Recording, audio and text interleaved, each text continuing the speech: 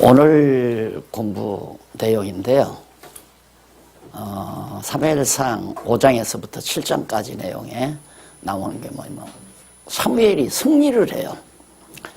그러니까 우리가 아시다시피 사무엘은 지금 어리잖아요. 어리고 어린 상태에서 이제 블레셋이 쳐들어왔는데 블레셋과 전쟁을 해가지고 결국은 패하게 되죠. 누가 패하느냐면 엘리 제사장이, 그때 뭐 지도자는 이제 엘리 제사장이니까 사사시대인데 엘리 제사장이 패하게 됩니다.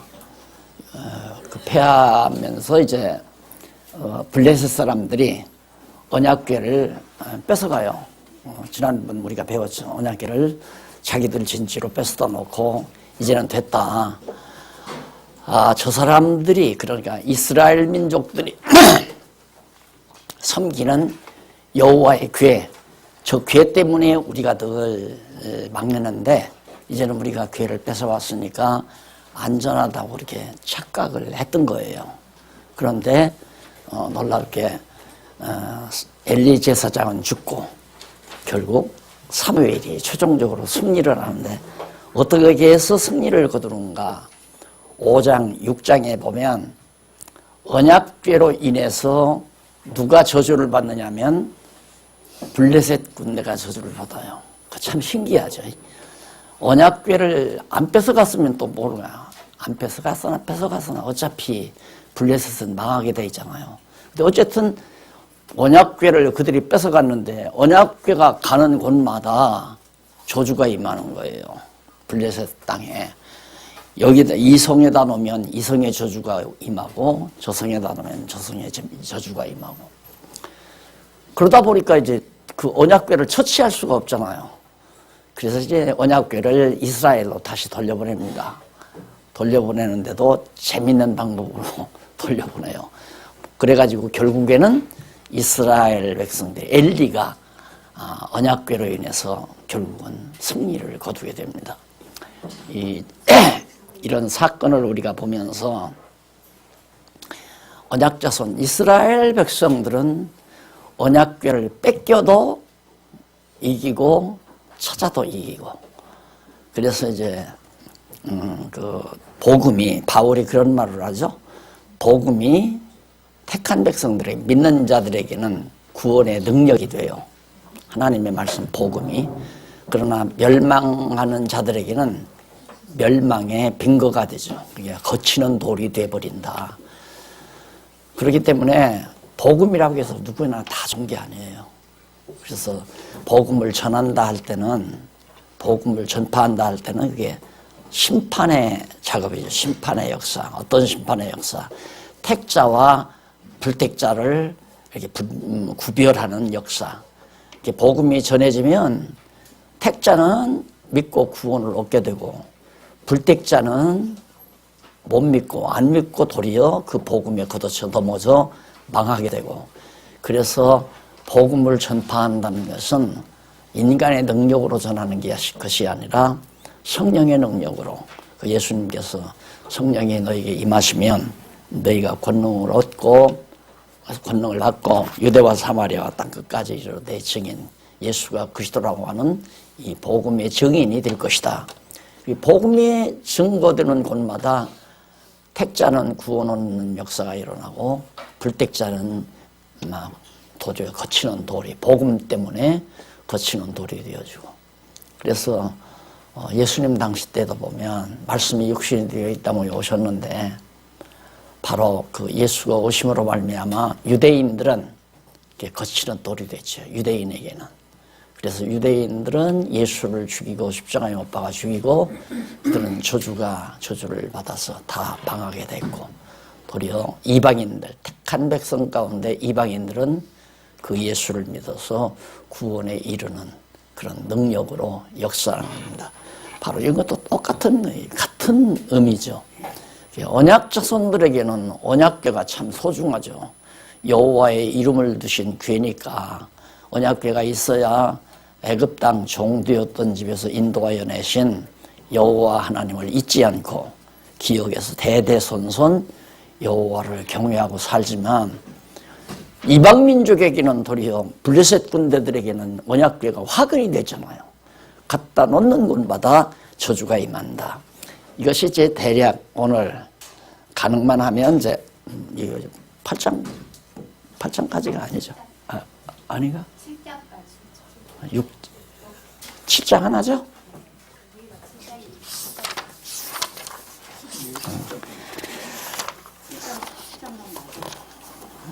네, 7장이에요.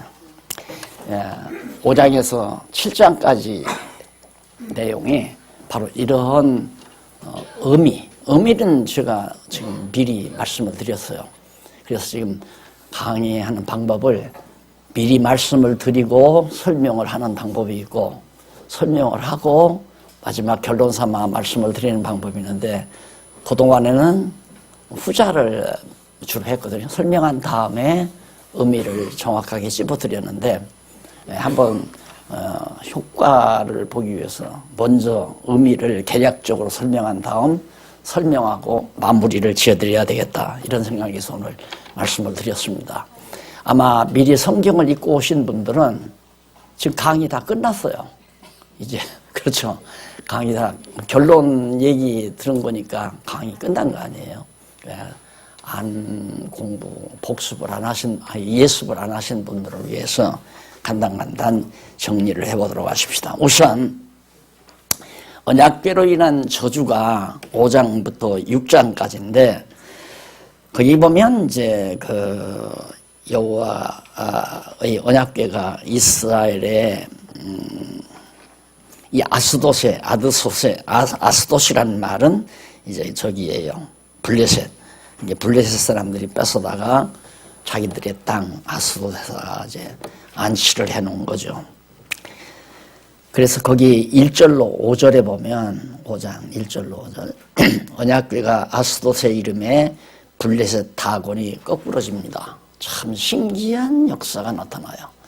그러니까 일단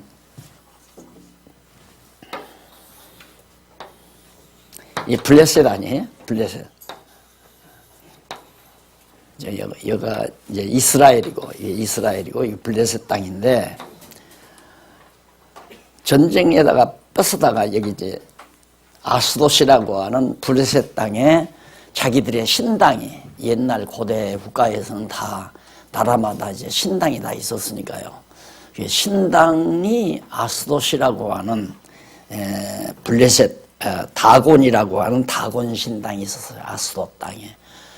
그러니까 같은 이스라엘의 신을 모신 소위 언약궤라고 그들은 생각하니까 언약궤 안에 그들의 신이 있을 거라고 생각하고 자기들의 신당, 다곤 신당에다가 같이 갖다 안치를 해놓은 거예요.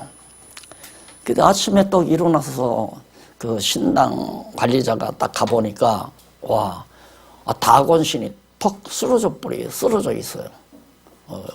있었던 자리에서. 그런 일이 없었는데 있었어요. 그래서 다시 일으켜놓고 이상하다 싶어가지고 이제 하룻밤을 또 자고 또 가왔단 말입니다. 가보니까 이제는 뭐 완전히 엎드러져가지고 다곤신이 우상이죠. 우상이 거꾸로져가지고 얼굴이 땅에 다 있고 팔뚝이 다 잘라져가지고 굴고 있다 이 말입니다. 그러니까 얼마나 기분 나쁘겠어요. 그래서 그 문턱, 다곤 신당의 문턱에 걸트러져 있단 말입니다. 그래가지고 이 사무엘상을 기록할 그 당시까지, 기록할 그 당시까지 그 블레셋 그 신당을 관리하는 제사장들이죠. 쉽게 말하면 이방신 제사장. 그들이 절대 다곤 신당에 들어갈 때 문턱을 밟지 않는, 왜? 신께서 다 거기 엎드러져 있던 곳이니까 거기를 소중하게 생각해서 그랬다는 증거까지 그 마지막 절에 나오잖아요.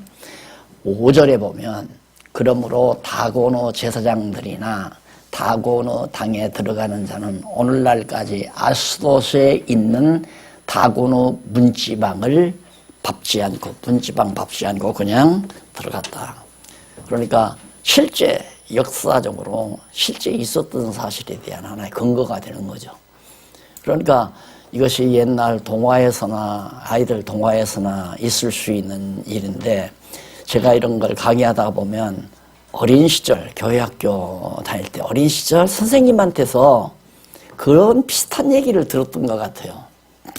그래서 엊그저께는 꼬마들이 왔기에 성경 얘기해달라고 해서 하나 해줬더니만 나보다 앞서서 미리 얘기해버리는데 완전히 김팍 새버리더라고요. 모르는 줄 알고 얘기를 하니까 다 알고 있어요. 예. 근데 지금 보면 이 얘기를 교회학교 선생님이 해줬구나. 그때는 그냥 얘기책에 동화책에 나오는 동화 얘기인 줄 알았죠. 성경 얘기인 줄 모르고. 자, 이런 사건이 있으니까 그 다곤신당에다가 그냥 아스토스에 있는 다곤신당에다가 언약궤를 놔둘 수가 없잖아요. 무서워가지고 언약궤를 이제 다른 곳으로 이렇게 옮겼단 말입니다.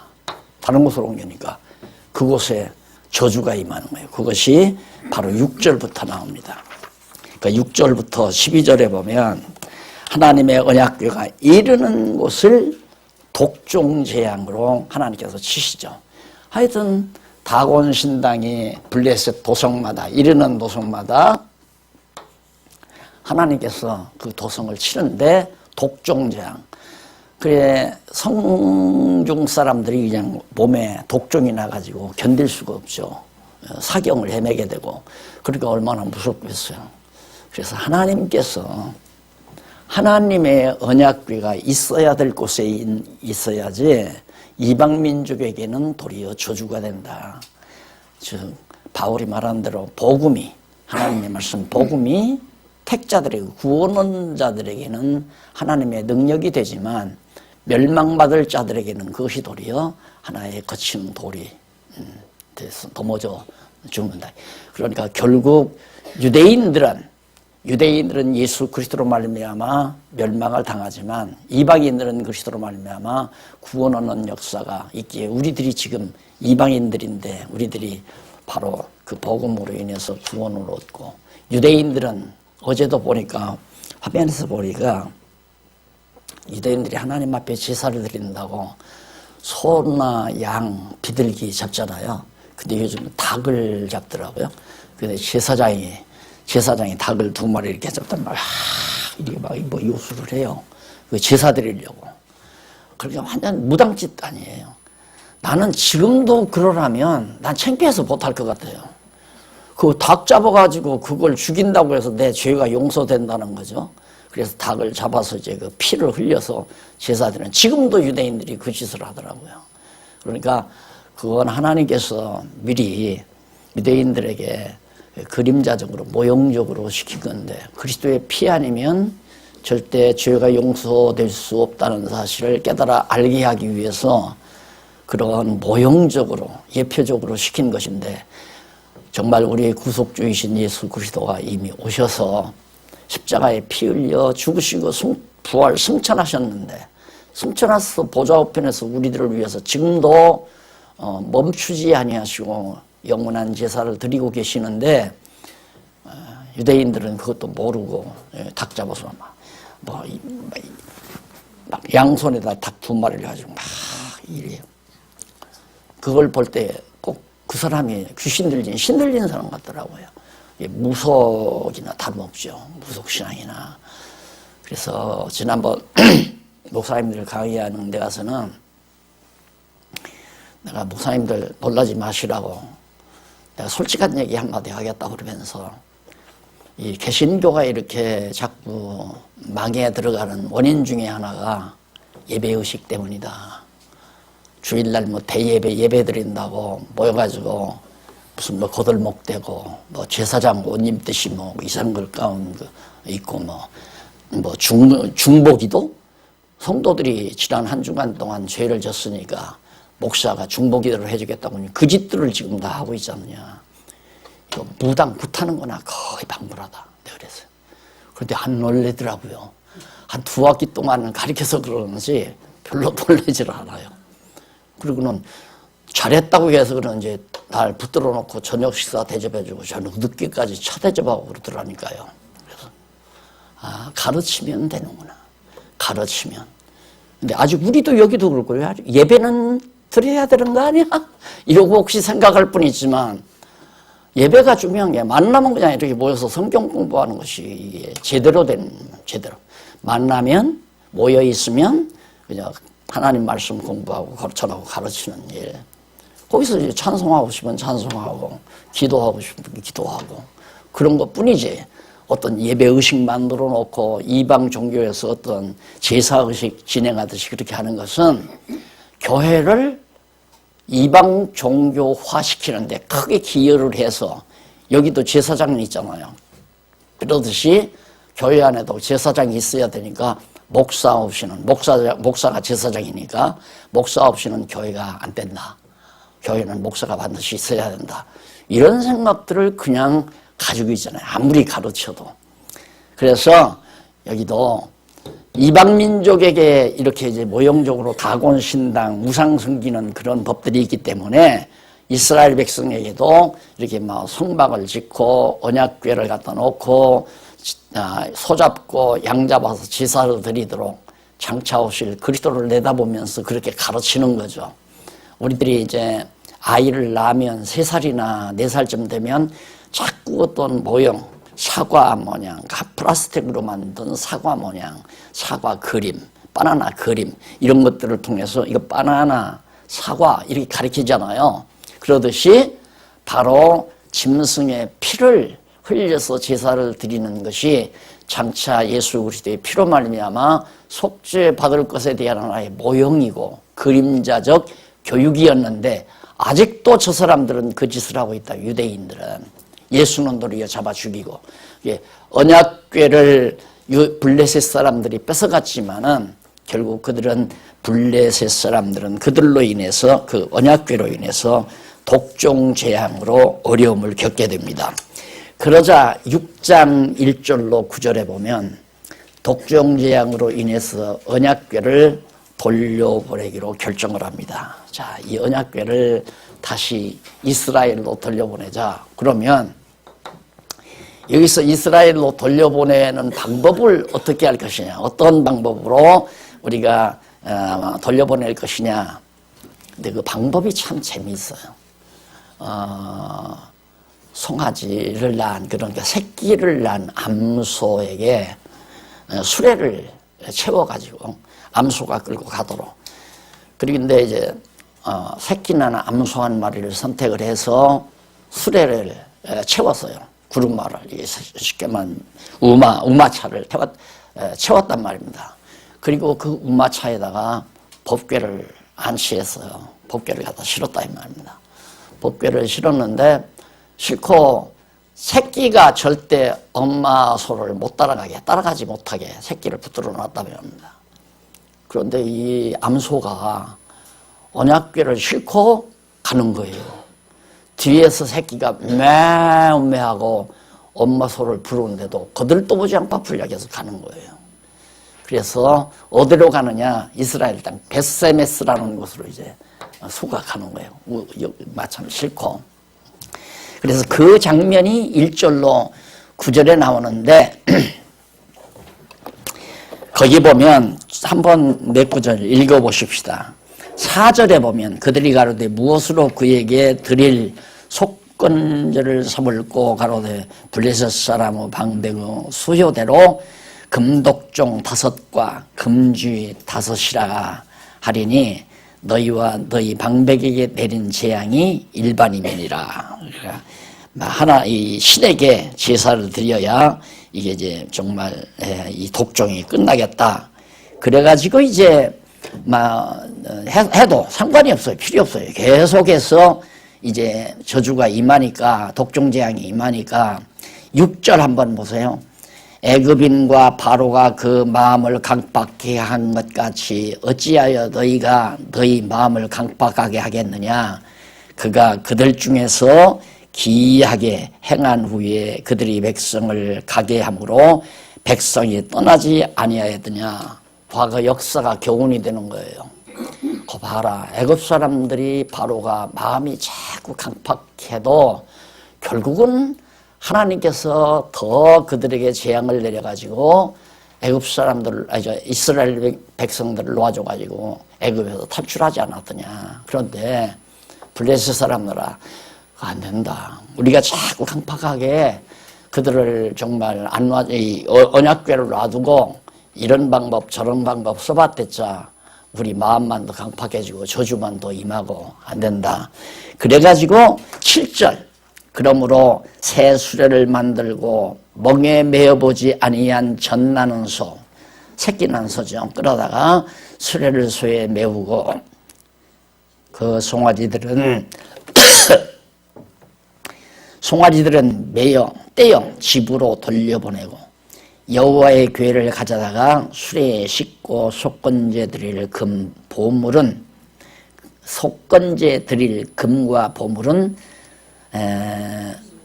상자에 담아 궤 곁에 두고 그것을 보내어 가게 하고 보아서 궤가 그 본 지경길로 올라가서 베스메스로 가면 이 큰 재앙은 그가 우리에게 내린 여호와께서 그 재앙을 내린 것이다 이거예요. 내린 것이요 그렇지 아니하면 우리를 친 것이 그 손이 아니요 우연히 만난 것인 줄 알리라.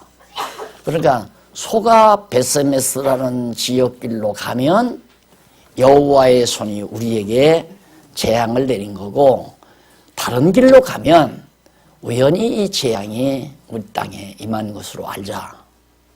그렇게 정하고 이제 소를 가져다가 새수레 만들어서 이제 보내기로 그렇게 한 거예요. 자, 그런데 6장 10절로 18절 23페이지 언약궤가 암소가 맨 수레에 실려 베스메스로 돌아오는 장면입니다. 놀랍죠. 그렇게 블레셋 사람들에게도 하나님께서 영감을 주는 거예요. 베스메스라고 하는 그 자리를 정해놓고 글로로 가면 여호와 이스라엘의 하나님 여호와가 자기들에게 저주를 내린 것이고 그 언약궤가 다른 길로 가면 소가 다른 길로 가면 우연히 이 재앙이 우리에게 임한 것으로 알자. 그러는데 놀랍게도 이 소가 언약궤를 끌고 어디로 가냐면 베스메스 길로 간다 이 말이죠. 이것이 다 이런 걸 보면 하나님께서 소도 또 블레셋 사람들도 다 전부 다 그 마음과 생각을 주관하신다는 걸 알 수 있잖아요. 전부 하나님이 마음과 생각을 주관하신다.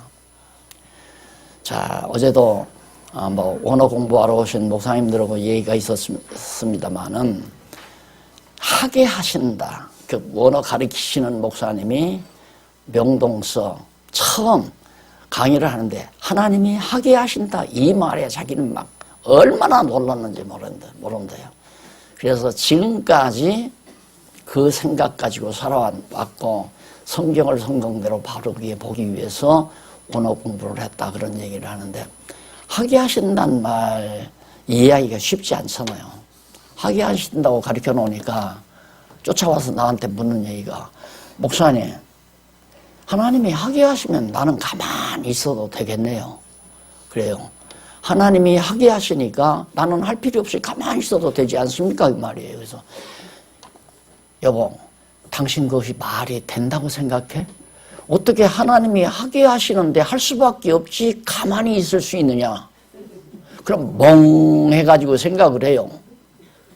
정말 그렇네요. 그럼 가요. 한 두어 주간 또 있으면 또 쫓아와요. 목사님 며칠 동안 고민돼서 혼났습니다. 그럼 뭐 하나님이 하게 하시면 나는 가만히 있어도 돼. 또 물어요. 그래서 그게 이게 참 이해하기가 그리 쉬운 문제가 아니로구나. 그러니까 하게 하시는 분 따로 있고 하는 사람 따로 있다는 생각을 자꾸만 가지는 거예요. 왜? 그게 생각의 습관이 됐어요. 명령자 따로 있고 수행자가 따로 있다고. 그러니까 하나님이 하게 하시려고 명령하면 내가 수행을 해야 되니까 내가 안 하고 가만히 있어도 하나님이 다 할 거 아니냐 이런 생각을 갖고 하는 것 같아요. 요즘에는 이제 많이 그게 사라져버리고 목사님들도 중간에 오신 목사님들은 거기에 다 걸려 넘어지더라고요. 여기에. 그럼 뭐 전도할 필요도 없고 뭐 기도할 필요도 없고 이런 식으로 생각을 하는데 여기 보세요. 언약궤를 끌고 가는 소도 하나님께서 마음을 주관해요. 소 발걸음을 인도해가요. 벳세메스로 가게 하시는 분이 여호와 하나님 아닙니까? 그리고 벳세메스로 가면 하나님이 여호와가 이스라엘의 신 여호와가 우리에게 저주한 것으로 알자. 그렇게 결단 내린 블레셋 사람들의 마음도 하나님이 다 주관하시죠. 그러니까 똑같아요. 이 지구상에서 벌어지고 있는 하나의 큰 공연 아니에요. 인류가 이 세상에 나서부터 지금까지 계속 이제 공연이 계속되고 있는 겁니다. 그러면 이런 공연을 해나가는 데 있어서 여기에 출연자가 하나 있어요. 다 너는 언제쯤 나가라.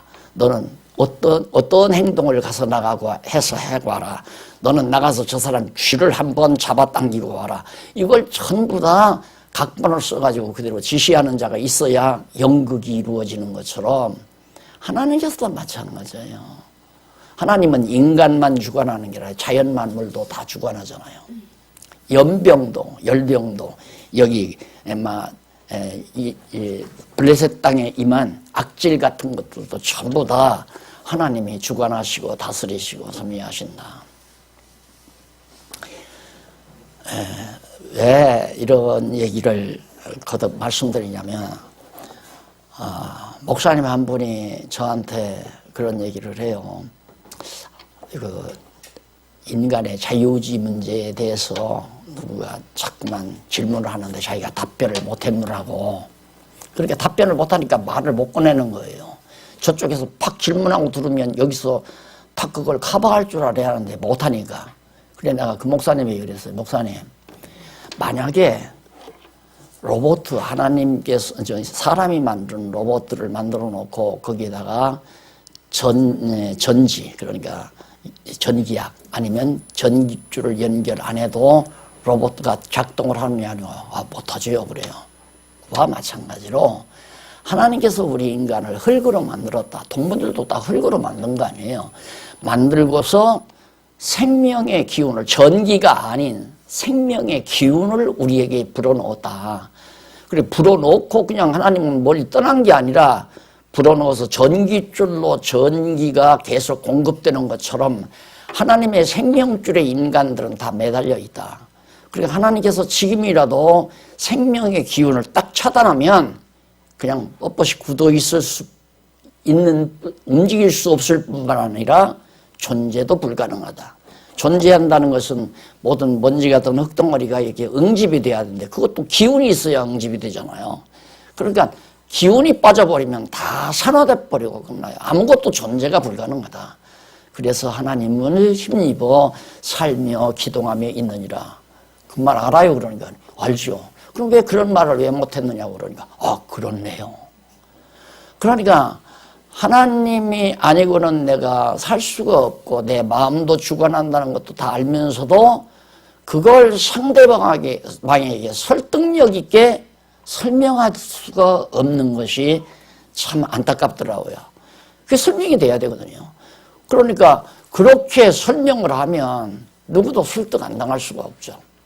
그러니까 여기서도 보면 참 신기하죠. 소가 뭘 알아요? 암소가. 그런데 베스메스를 향해서 언약궤를 끌고 가잖아요. 여호와 하나님께서 누구로? 사무엘로 승리를 하게 만들어야 되잖아요. 사무엘이 승리해야 돼. 엘리가 패배했으니까 사무엘이 승리를 해야 한단 말입니다. 승리하기 위해서는 언약궤를 이스라엘로 다시 돌려와야 되는데 소를 주관하시고 또한 블레셋 사람들의 마음도 생각도 주관해서 결국 무사하게 바로 언약궤가 베스메스로 도착하게 됩니다. 그래 돌아온 사건이 거기 제일 마지막 절에 보면 거기 나오잖아요. 제일 마지막 절 18절에 보면 드린 바 금지는 여호와의 궤를 놓은 큰 돌에 이르기까지의 모든 견고한 성읍과 시골 동리 곧 5방배에게 속한 사람들의 모든 성부 수요대로더라. 그 돌은 벳세메스 사람 여호수아의 밭에 오늘날까지 그 돌을 실었던 것들이 바로 지금까지 이 사무엘상을 기록하는 날까지 그 5개의 돌이 그냥 있었다. 이게 실제로 역사적 사실로 사실이라는 사실을 증거하는 그런 중한 하나의 단서가 됩니다. 그 다음은 6장 19절로 21절에 보면 사람들이 재앙을 당하고서 다시 궤를 옮겨가라고 그렇게 말을 합니다. 베스메스로 딱 도착을 해서 사람들이 여호와의 궤를 들여다본 거로 그들을 치사, 생각해보세요. 언약궤가 얼마나 무서운 것인데 그거 딱 덮어가지고 아무도 못 보게 했어요. 그 언약궤 안에 돌비하고 그 다음 아론의 쌍난 지팡이, 그 다음 만나 항아리, 이걸 넣고 딱 덮어놓고는 못 보게 했는데 그거 여기가 뭐가 있나 들여다보니까 저주를 받잖아요. 저주를 받아가지고 쳐서 5만 70인을 죽이신지라 여호와께서 백성을 쳐서 크게 살려가셨으므로 백성이 애곡하더라. 베스메스 사람들이 가로되 이 걸어가신 하나님 여호와 앞에 누가 능히 서리요 그를 우리에게서 니게로 가시게 할꼬 하고 27절 사자들을 길앗 여아림 거민에게 보내요. 가로되 블레셋 사람이 여호와의 궤를 도로 가져왔으니 너희는 내려와서 그것을 너희에게로 옮겨가라. 자, 베스메스로 블레셋 사람들이 보냈으니까 이것 때문에 이제 베스메스 사람들도 막 5만 7천여 명이 죽었잖아. 70여 명이. 그러니까 빨리 내려와서 이 언약궤를 가져가도록 하라고 통고를 보낸 거예요. 그렇게 해서 이제 7장으로 넘어가는데 7장은 언약궤로 인한 승리가 블레셋은 언약궤로 인해서 저주를 받지만은 이스라엘 백성들은 언약궤로 인해서 도리어 승리를 거두는 장면이 7장에 소개됩니다. 여호와의 궤를 베스메스에서 길앗 여아림으로 옮겨갔습니다. 또 여기서 길앗 여아림으로 또 옮겨갔는데 여아림 사람들이 와서 여호와의 궤를 옮겨 산에 사는 아미나다부 집에 들여놓고 그 아들 엘리아사를 거룩히 구별하여 여호와의 궤를 지키게 하였더니 궤가 길앗 여아림에 들어간 날부터 20년 동안을 오래 있은지라 이스라엘 온 족속이 여호와를 사모하니라. 거기 가니까 아무 일이 없어요. 그래서 이 언약궤를 잘 보존하고 있는데 20년 동안 무사하게 태평하게 잘 지내니까 이스라엘 온 족속들이 여호와 그 언약궤를 매우 사모했다 하는 말로 이해하셔도 됩니다. 거기 사모한다는 말이 27페이지 중간에 히브리어 하나 나오죠. 아하라고 하는 말인데 이는 신음하다 그래요. 굉장히 몹시 슬퍼하다. 왜? 언약궤가 아미나다부 집에 거룩한 성전에 아니면 성막에 있어야 될 언약궤가 개인의 집에 있다는 것이 너무 안타까운 거예요. 잘 우리가 모셔야 하지 않느냐 이런 생각들을 백성들이 하게 됐다. 그래서 3절로 4절에 보면 이스라엘 백성이 사무엘의 말을 듣고 우상을 다 제합니다. 전부 모든 우상을 전부 제하는데 거기 3절 한번 보십시다. 사무엘이 이스라엘 온 족속에게 일러 가로되 너희가 진심으로 여호와께 돌아오려거든 이방 신들과 아스다롯을 너희 중에서 제하고 너희 마음을 여호와께로 향하여 그만 섬기라. 너희를 블레셋 사람의 손에서 건져내시리라. 이에 이스라엘 자손이 바알들과 아스다롯을 제하고 여호와만 섬기게 됐다. 이게 어린 사무엘이지만 얼마나 이제 많이 꽤 성장했겠죠. 벌써 아스다롯 집에 20년 동안 있었으니까 거의 20대 중반, 30세 가까이 되지 않았을까 싶어요. 이 사무엘이 전 백성들에게 전무상대 제어하고 여호와만 섬기자. 7장 5절로 11절 넘어가면 이스라엘 백성을 미스바에 모으고 블레셋을 공격하게 됩니다. 블레셋은 자 그러면 자 이렇게 해놓은 다음에 끝내 이 블레셋은 계속 호시탐탐 기회만 닿으면 이스라엘을 치고 점령하려고 그렇게 해 가는데 이스라엘 백성을 미스바, 요즘으로 보면 여의도 광장과 같은 곳이에요. 그런 데다 다 모아놓고 블레셋을 공격하는 대목이 나오는데 사무엘이 가로되 온 이스라엘은 미스바로 모여라. 내가 너희를 위하여 여호와께 기도하리라 하매 그들이 미스바에 모여 물을 길어 여호와 앞에 붓고 그날에 금식하고 거기서 가로되 우리가 여호와께 범죄하였나이다 하니라. 사무엘이 미스바에서 이스라엘 자손을 다스리니라. 거기서 이제 이스라엘 백성들을 다스려 사무엘이 이스라엘 자손이 미스바에 모였다 함을 블레셋 사람이 듣고 그 방백들이 이스라엘을 치러 올라온지라. 야 모였으니까 우리한테 쳐들어올지도 모르니까 우리가 먼저 선제 공격하자 하는 거죠. 이스라엘 자손이 듣고 블레셋 사람을 두려워하여 사무엘에게 이르되 당신은 우리를 위하여 우리 하나님께 쉬지 말고 부르짖어 우리를 블레셋 사람의 손에서 구원하시게 하소서.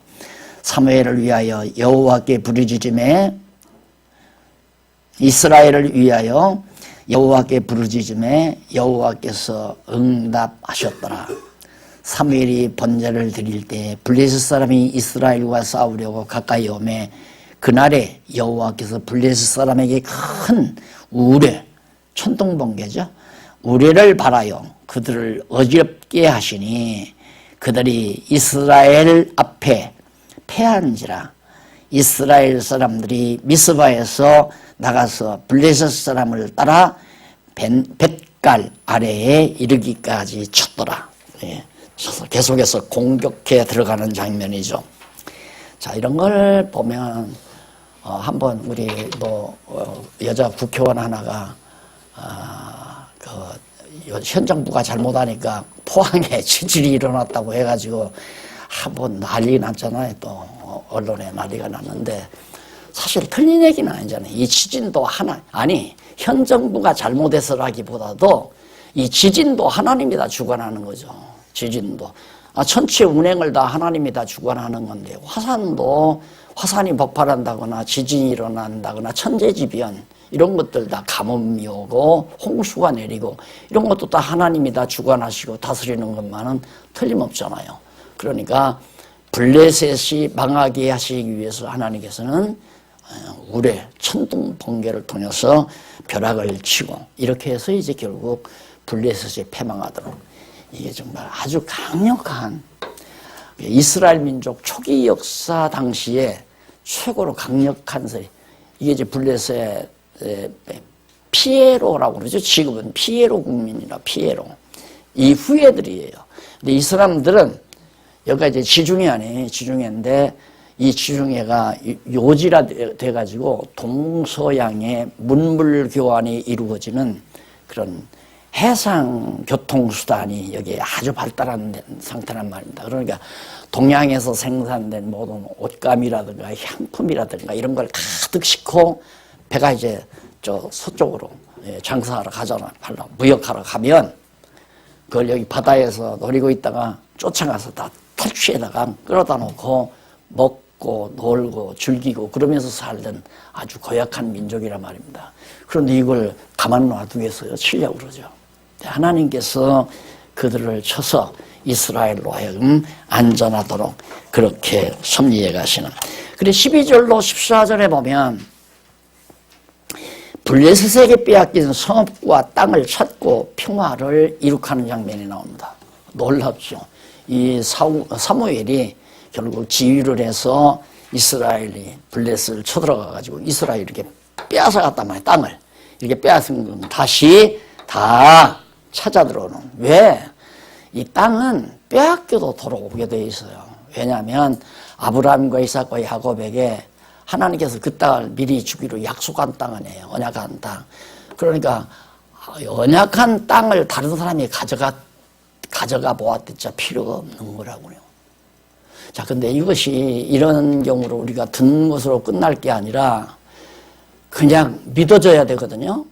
우리 삶 속에서 믿어져야 되는데, 그거 믿어진다는 건 우리는 예를 들어서 뭐 뺏겼다. 억울하게 내가 뺏겼다. 못 견디지 않아요. 그걸 참 억울하다. 그 억울한 감정 계속 가지고 있다가 병나서 죽어버리고 한단 말입니다. 그럴 필요 없어요. 내가 내 것을 뺏어갔지만 내 것이 아니면 내게로 돌아온다. 이게 정말 믿어져야 돼요. 정말 믿어져야 돼요. 그래서 뺏겼다 하더라도 억울하게 뺏겼어도 뺏어간 그 사람에 대해서 좀 측은한 생각을, 오죽하면 하나님이 너를 그렇게 악역으로 쓰느냐, 측은하고 불쌍하게 생각을 해야 한단 말이야. 아니면 나에게 그것이 있어서는 안 되기 때문에 가져가게 하셨다. 둘로, 이것이 내 거라면 네가 아무리 억울하게 뺏어갔어도 내게 돌아온다. 아니면 그것이 내 것이 아니라면 하나님께서 내게서 옮겨가기 위해서 가져갔다. 그렇게 정리하는 것이 오늘 공부하시는 여러분들의 마음가짐이 돼야 된단 말입니다. 이스라엘 땅에 조상적부터 약속한 땅을 이 가나안 족속들이 그렇게 악랄하게 지키고 있었던 땅도 하나님이 빼앗아서 차지하게 했는데, 블레셋이 뒤늦게 욕심난다고 뺏어간다고 해서 자기 땅 되느냐 이 말입니다. 안 된다 이 말이에요. 그래서 과거 가나안 땅도 이렇게 나눠주잖아요. 딱 18배로 딱딱 나눠주면 살다가 보면 이제 땅을 팔아먹을 수 있죠. 땅을 멀모 잡혀서 이제 생활한다 이 말입니다. 그러면 그게 언제 풀리냐면 50년 희년이 돌아오면 다시 원위치로 다 가요. 그래서 지금도 해외 나가 보면 다른 나라들은 땅을 절대 영원히 파는 법이 없습니다. 이미 땅을 사면 50년 대개 50년 한계로 그때까지만 내 거예요. 그 다음에는 다시 환원되는 거예요. 그런데 우리나라는 아직도 미개해가지고 한번 땅 차지하면 이제 이대로 가면 이제 대기업들이 대한민국 땅 22만 평 다 차지할 거예요 아마. 그러고 나서 그 다음부터는 사업 안 해도 연목판에서 엿대서 팔듯이 여기서 몇백 평 떼서 팔아먹고 저기서 1000여 평 떼서 팔아먹고 손자놈이 10,000평 떼서 팔아먹고 정손자놈이 20,000평 떼서 팔아먹고 이렇게 해서 대대손손 엿 팔아먹듯이 땅 팔아먹고 살 수도 있죠. 이런 식으로 그냥 가면. 그럼 어떻게 해야 되겠어요? 우리 또 그렇게 해야 하는데 그게 언제 그게 정말 대한민국 땅덩어리 지금 대기업들이 얼마나 많은 땅을 차지했는가 다 알고 있잖아요. 자, 이래서 결국 이제